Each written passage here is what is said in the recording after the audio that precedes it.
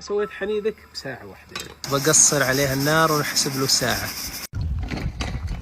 ايه شو بارك الله. قشن بنكتمه شوي بس لحد ما ياخذ طعم الملح. ما شاء الله تبارك الله. شوف اللون، شفت لون الحنيذ شلون؟ ما شاء الله. عارف اني انا صار متقطع الحين. مش كل ما اقدر اشيله مع الضلوع ها. اطلع كله. ودي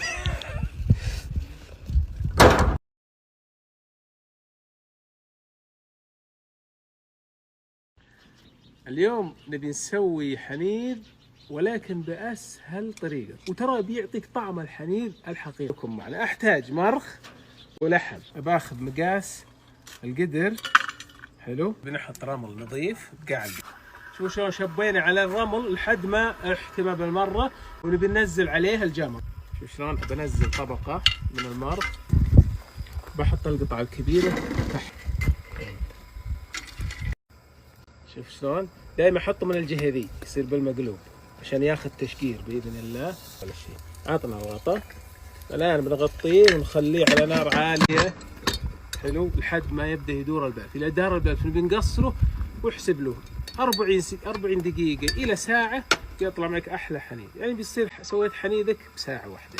بقصر عليها النار ونحسب له ساعة. ايه شو الله تبارك الله.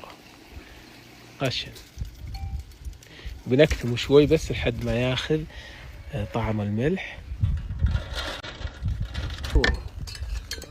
ما شاء الله تبارك الله. شوف اللون، شفت لون الحنيذ شلون؟ ما شاء الله شيء جميل. تعرف اني انا صار متقطع الحين. مش كل ما اقدر اشيله مع الضلوع ها. اطلع كله. ودي